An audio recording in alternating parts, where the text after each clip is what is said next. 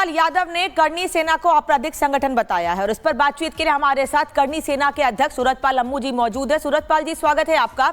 ये उस पार्टी के सांसद हैं जिनकी ही पार्टी के सांसद ने राणा सांगा को गद्दार बताया और अब वो आप लोगों को आपराधिक संगठन बता रहे हैं।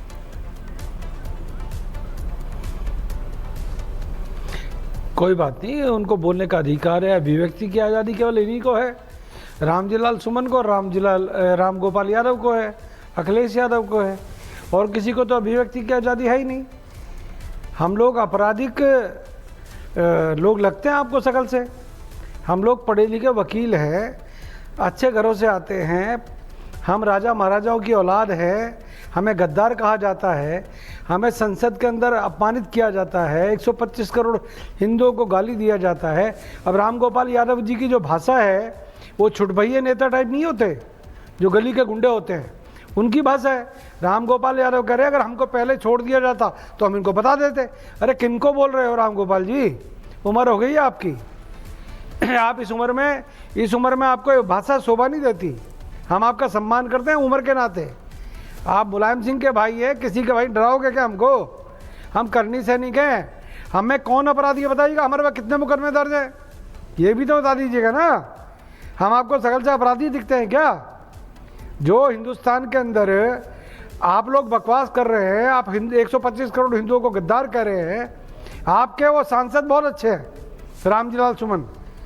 अगर मान लो हमारे लड़कों ने विरोध प्रदर्शन कर दिया तो गलत कर दिया, गुंडे हो गए। और जो आप लोग कर रहे हो, क्या कर रहे हो संसद के अंदर?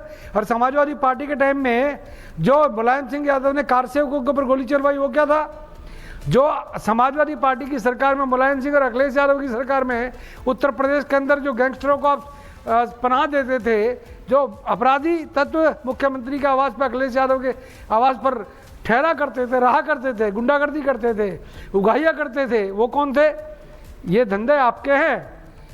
कानून तोड़ना, अपराधियों को संरक्षित करके उनको संरक्षण देना, ये समाजवादियों का काम है, ये करनी सैनिकों का काम नहीं है। ये राष्ट्रभक्तों की सेना है। हमारे पूर्वजों ने, लाखों करोड़ों पूर्वजों ने कुर्बानियाँ दी हैं, हमारी माता बहनों ने जौहर की है, हमने साका की है। हमको कहते हो आप? अपनी गिरबान में झांकिएगा। और सुन लीजिएगा, 12 अप्रैल को राणा सांगा की जयंती हम आगरा में ही मना रहे हैं। जिसको बहम निकालना है वहाँ निकाल ले। हम लोकतांत्रिक तरीके से कार्यक्रम करेंगे, वो हमारा अधिकार है। और हम यूपी सरकार से भी कह रहे हैं, हम लोग, हमारा कार्यक्रम जो भी होगा शांतिपूर्वक होगा, लोकतांत्रिक तरीके से हम लोग राणा सांगा की जयंती मनाएंगे। अब आपको अगर कहीं उंगली करनी तो आप भी कहीं उंगली करके देख लेना भैया। हम सिर्फ सीधी सीधी बात करें, हम लोग राष्ट्रभक्तों की औलाद हैं। आज भी हिंदुस्तान की सेना में अगर 50% आबादी है तो हम लोगों की है। हम लोग इस बात को कहना नहीं चाहते, सिर्फ आपको एहसास करा रहे हैं। अगर हमारे खून में राष्ट्रभक्ति ना होती, देशभक्ति ना होती, तो हम लोग सेनाओं में जाकर हम देश की सेवा नहीं करते। हम लोग आतंकवादियों से लोहा नहीं लेते। आप लोगों के अंदर है, आप जात पात की राजनीति करते हैं। हाँ, एक बात मैं आपको और बता दूं एंकर साहिबा, ये जो कह रहे हैं पीडीए, अरे आज पीडीए की कैसे आ रही है? पीडीए में तो बहुत सारे संगठन है। शिवसेना आपके खिलाफ खड़ी है, आपके सुर में सिर्फ खड़गे साहब बोले हैं, और कौन सी राजनीतिक दल बोला है बताओ? पीडीए का। पीडीए में तो ममता बनर्जी भी है, बोली क्या आपके पक्ष में? वो तो लंदन में देश के विरोध में बोल रही है। आप लोगों के अंदर जो है ना, हिंदुस्तान में देश के प्रधानमंत्री को अपमानित करने का काम करना, देश के लोकतंत्र को अपमानित करना, देश के अंदर सत्ता के बगैर आप उत्तर प्रदेश में भूखे भेड़िए की तरह घूम रहे हो। सत्ता मिल जाए, अरे उत्तर प्रदेश की जनता बहुत समझदार है, 2027 में आपको जवाब देगी। हम लोग अपराधी हो गए जी, लेकिन सनातन को बार बार टारगेट करना, मुगलों और आक्रांताओं का जिस तरीके से महिमा मंडल हो रहा है, इससे देखकर क्या समझ आ रहा है? आखिर क्यों बार बार महिमा मंडल उनका हो रहा है जिन्होंने किस तरीके से देश की स्थिति खराब की है, भारत की स्थिति खराब की है? इतिहास के पन्नों में वो दर्ज है, लेकिन बार बार उनका महिमा मंडल और सनातन को बार बार क्यों निशाने पर लिया जा रहा है? क्या समझ आ रहा है इससे? देखो, बाबर के साथ मुलायम सिंह यादव के परिवार का रिश्ता रहा है, क्योंकि जब बाबरी ढांचा हम लोगों ने 1992 में तोड़ा, तब इनको तकलीफ हुई, तब इन्होंने कार सेवकों के ऊपर गोली चलवाई। जब इनकी सरकार आई तो इन्होंने वो कार्य किए उत्तर प्रदेश के लोगों के खिलाफ। इन्होंने खूब मुसलमानों को खूब चढ़ाया, जो बेईमान आतंकवादी और जो गुंडे टाइप के थे। आज ईद का त्यौहार है, मैं सभी मुस्लिम भाइयों को ईद की हार्दिक शुभकामनाएं दूंगा, परंतु ऐसे लोगों से बच कर रहें।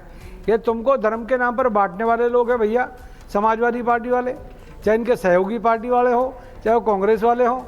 इन लोगों को आप तब याद आते हो बाबर के नाम से। अरे सारे के सारे बाबर की औलाद है कि हिंदुस्तान में, हिंदुस्तानी भी तो हैं। अरे देश के राष्ट्रपति रह चुके हैं अब्दुल कलाम साहब, और भी अशफाकुल्ला खान रह चुके हैं, रस खान रह चुके हैं, जिन्होंने राष्ट्र के लिए पता नहीं क्या क्या किया है। आप लोग आज जिस प्रकार की भाषा बोल रहे हो सनातन के विरोध में बोल रहे हो, परंतु मैं इतना कहना चाहूँगा भैया, आप कहते हो सड़कों पे नमाज पढ़ो, देश का कानून कहता है सड़कों पे नमाज नहीं पढ़नी चाहिए। आप कहते हो गुंडागर्दी करो, देश का लोकतंत्र कहता है गुंडागर्दी करना अपराध है। आज भी अगर कोई गैंगस्टर अगर एनकाउंटर में मर जाए उत्तर प्रदेश का, तो आप उस गैंगस्टर के पक्ष में खड़े होते हो। अरे कम से कम गैंगस्टरों के साथ तो मत खड़े हो भैया। तो गैर कानूनी लोगों के साथ काम करने वाले लोगों के साथ समाजवादी पार्टी और अन्य दल खड़े हैं, हम लोग नहीं खड़े, करनी सेना नहीं खड़ी। हाँ, राष्ट्र विरोधी बात करेगा, देश के वीरों महावीरों का कोई अपमान करेगा, हम बिल्कुल उसको बख्शने वाले नहीं हैं।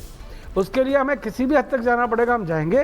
परंतु राम गोपाल यादव जी, आपके भतीजे अखिलेश जी संभल के चलो। मुलायम सिंह यादव का कितना बुरा हाल आप लोगों ने किया था ये पूरा देश जानता है। हम लोग आप लोगों का सम्मान इसलिए करते हैं कि आप हिंदुस्तान के नागरिक हो, परंतु आप राष्ट्रभक्त नागरिक नहीं हो। नहीं, अभी आपने ईद की बात की सूरजपाल जी, आप लोगों ने हमेशा राष्ट्र के विरोध में काम किया है। आपने ईद की मुबारकबाद दी। अभी आपसे पहले हम अखिलेश यादव का एक बयान सुन रहे थे, वो मीडिया से बात कर रहे थे, वो मीडिया पर भी और एंकर्स पे भी बहुत सारी टिप्पणी कर रहे थे, खैर उस पर नहीं जाते हैं।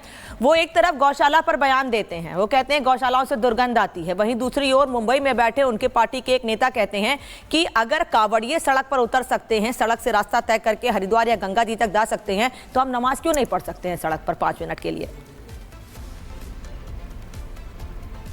अरे आप अगर अखिलेश यादव को नमाज पढ़नी पड़े, परंतु ये जो मौलाना है, बड़े बड़े विद्वान हैं मुसलमानों में, वो ये कहते हैं कि अगर मस्जिद के अंदर नमाज पढ़ी जाए तो वो इनके धर्म के अनुसार सही है।